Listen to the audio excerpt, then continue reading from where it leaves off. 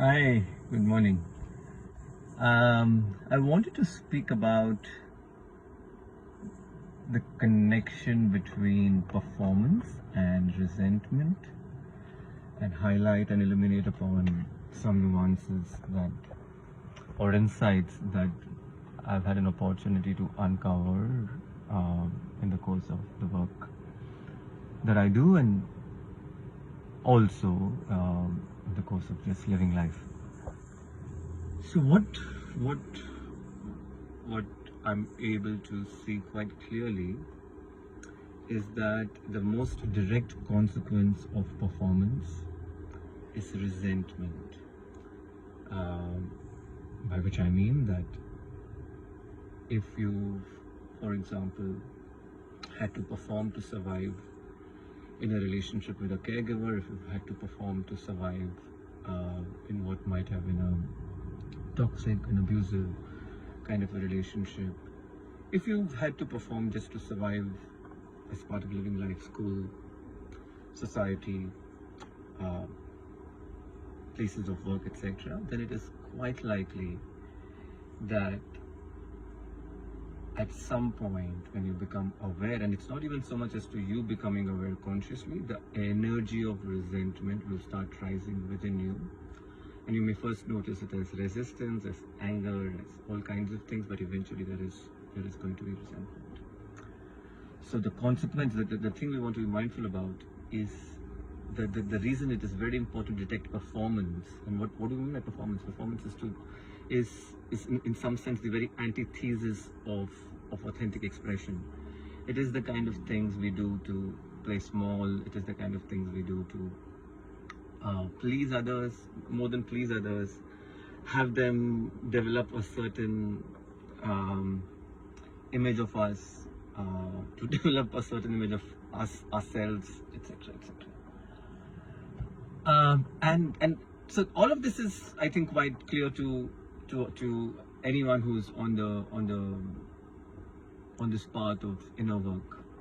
I think an additional nuance which I want to offer today is that a lot of times when we feel resentment towards a certain person, by the time we feel resentment towards that person, sometimes, for example, in parental relationships, it is many years, it is a few decades before you start seeing the full force of the performance that you had to perform. And by this time, the parent is either incapacitated, probably they've left the body, probably there isn't an opportunity, that there is no capacity for self-reflection, etc. And so now what happens is, in the most insidious way, but also in the most logical way, you will start feeling resentment very unconsciously towards every person who appears in that archetype. So for instance, your parent might not be there, but today there's your spouse in that archetype. And you have noticed that this person may or may not have implored you to perform, or required you to perform, but you performed because of your own conditioning. Nevertheless, you feel resentment towards this person, this new person, and all of this typically flies under the radar until one of the two parties or somebody is able to point this out and say, hey, look, this might be happening for you. So when we perform, we not only become resentful of the people that we perform for, but we have a resentment, a residual resentment for all those people that we performed for, or that we felt we had to be performing, whether or not those circumstances, those relationships needed you to perform.